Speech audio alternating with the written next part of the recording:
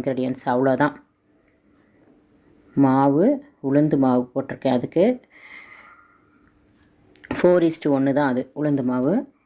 அதுலேயே இந்த தேங்காய் பால் எடுத்து அந்த தேங்காய் பால் உப்பு போட்டு காய்ச்சி எடுத்து ஊற்றி பிசைஞ்சிக்கணும், அவ்வளோதான்.